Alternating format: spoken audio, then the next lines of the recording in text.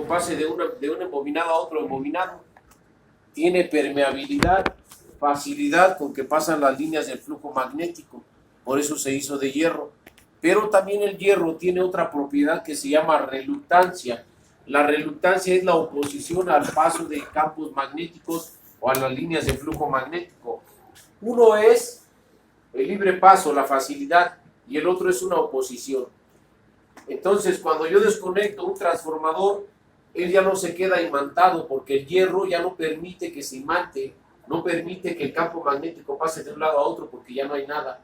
Por eso los transformadores se hacen de núcleo de hierro, porque el núcleo es donde enrollamos el alambre.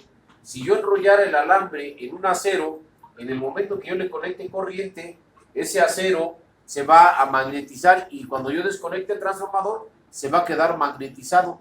Eso no pasa con el hierro. El hierro, una vez que cortamos la alimentación, es decir, si yo quito esto de la clavija, lo desconecto, él se desmagnetiza todo. A eso se le llama reluctancia. Y esa propiedad la tiene el hierro. El hierro es para bajas frecuencias.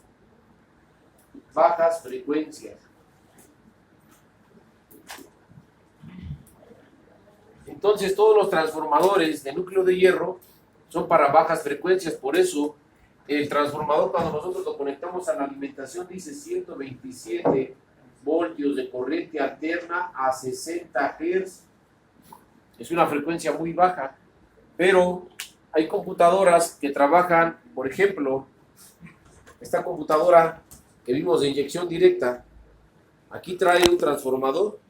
Este transformador es de ferrita, es de núcleo de ferrita este transformador. La ferrita es para altas frecuencias, para fuentes conmutadas. También tenemos otra fuente en otras computadoras. Por ejemplo, son estas computadoras de 80 pines. Estas computadoras de Chrysler de 80 pines, hay de 60 y de 80, y las de la CNGC de 4 conectores, traen este transformador que está aquí. Este transformador es de núcleo de ferrita. Esta computadora por dentro trae una fuente de 20.000 Hz. Es una frecuencia elevada. Por eso se utiliza un transformador de ferrita. No se puede utilizar de hierro. El hierro es para bajas frecuencias. Entonces, fíjense bien. El símbolo de estos componentes, este que está aquí, es el transformador que utilizamos para las prácticas.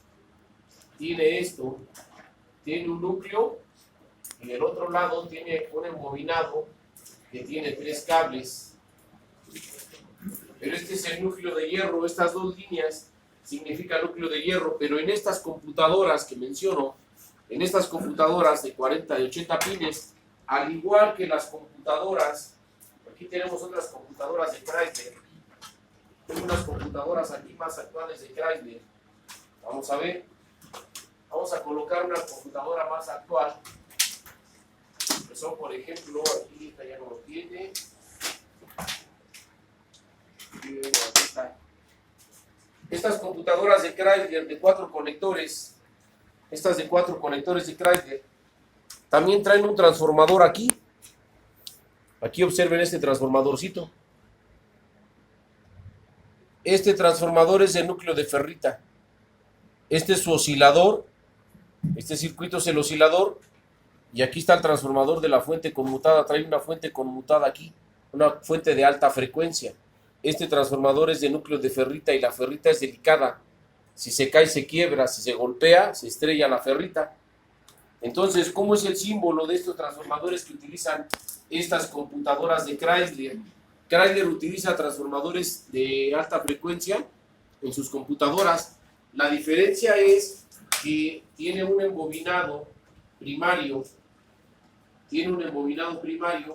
y de este lado puede tener varios embobinados, puede ser 3 o pueden ser 2 embobinados, pero como está enrollado el alambre y el núcleo de ferrita, la ferrita se pone en un diagrama con líneas punteadas. Esto nos dice que este es un transformador de ferrita y que es para alta frecuencia. Este es núcleo de ferrita. Porque núcleo. Dueños de un dueño de un ducta. Axel, el distrito. Núcleo de ferrita. Y este es un núcleo de hierro. ¿Sí? Entonces ahí tenemos ya para saber qué transformador traen esas computadoras y por qué traen ese tipo de transformador, porque son para fuentes arriba de 20,000 voltios. ¿Sí? Entonces, los transformadores, ¿qué son? Una bobina primaria y una bobina secundaria. El voltaje que yo aplique aquí se va a generar campo magnético y se va a inducir en nosotros embobinados. A eso se le llama inducción. Por eso a las bobinas se les llaman inductores. ¿Sí? Nosotros lo conocemos realmente como nada más una bobina. Entonces, en el automóvil, los motorcitos de los tableros son bobinas. La válvula jack es una bobina. Bueno, son dos bobinas. El cuerpo del motor del cuerpo de aceleración es una bobina. El inyector TBI, el multiport, el FSI son bobinas. También la bobina de encendido pues es una bobina, son inductores. Todos esos son inductores y todos sabemos que al paso de una corriente generan un campo magnético y se induce en otros embobinados. ¿Ok? Entonces vamos a continuar con esta parte, fíjense bien. Aquí hablamos que la bobina, al igual que un capacitor, almacena la corriente, el capacitor almacena voltaje, la bobina almacena la corriente en 5 tiempos y dice que la fórmula pues va a estar dependiendo del valor de la bobina y de una resistencia que conectemos en serie. También se carga en 5 tiempos y se descarga en 5 tiempos la máxima corriente. Como podemos ver aquí, pues ya tiene una resistencia en serie que dice que son 5 tiempos de carga para alcanzar la corriente total. En el primer tiempo alcanza un 63% y consecutivamente va a llegar a 5 tiempos. Para determinar el tiempo de carga, dice que es el tiempo de la primer constante es igual a L entre R, es decir, el valor de la bobina entre el valor de la resistencia, ¿sí? Y luego se multiplica por 5 porque son 5 tiempos. El valor de la bobina, en este caso es 10 milihenries, su valor sería 0.010, que será lo que colocaré aquí, entre 4,700 y el resultado lo multiplico por 5 y obtengo su tiempo de almacenamiento total de carga. Las bobinas, cuando las conectamos a corriente alterna,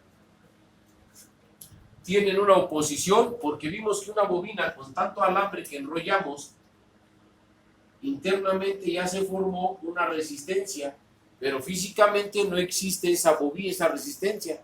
Es una resistencia que se forma con tanto alambre que enrollamos, ¿sí? Entonces, cuando yo lo conecto a una señal senoidal, la bobina tiene una oposición. Esa oposición se llama reactancia inductiva. Y para saber qué oposición tiene esta bobina al paso de la corriente alterna, dice que yo tengo que saber el valor de la reactancia inductiva es igual a 2pi, en este caso serían 6.28 multiplicado por la frecuencia 60 Hz por el valor de la bobina .010, y en ese caso voy a obtener el resultado de cuánta oposición tiene esa bobina al paso de la corriente. ¿Sí? Entonces me va a dar un valor que va a estar en ohms. Si a esta bobina yo le agrego una resistencia en serie, entonces se convierte en lo que vimos en la clase anterior, que es impedancia. ¿Sí? Si yo le agrego aquí una bobina, una resistencia, la resistencia total ya se llama impedancia. Lo vimos en la clase anterior. Vamos a ver, aquí está, miren. ¿Sí? Ahí está, ya se llama, ahora se llama impedancia. La impedancia es la oposición al paso de la corriente cuando en el conexionado encontramos una resistencia con una bobina con un capacitor, una bobina, capacitor y resistencia, o nada más capacitor y resistencia. En este caso, dice que el valor de la resistencia es al cuadrado más la reactancia inductiva al cuadrado, y la suma de estos dos se hace a la raíz cuadrada. Son cálculos matemáticos, pero en el automóvil todo esto ya está calculado, ya está descifrado, ¿sí? Entonces dice aquí que chequemos con un osciloscopio las señales, y lo único que vamos a ver aquí nosotros pues es lo mismo que con el capacitor. Vamos a ver esta señal senoidal y posteriormente veremos esto, que hay que agregarlo en su material impreso, por favor. Si colocáramos un osciloscopio, eso es lo que veríamos, el desfasamiento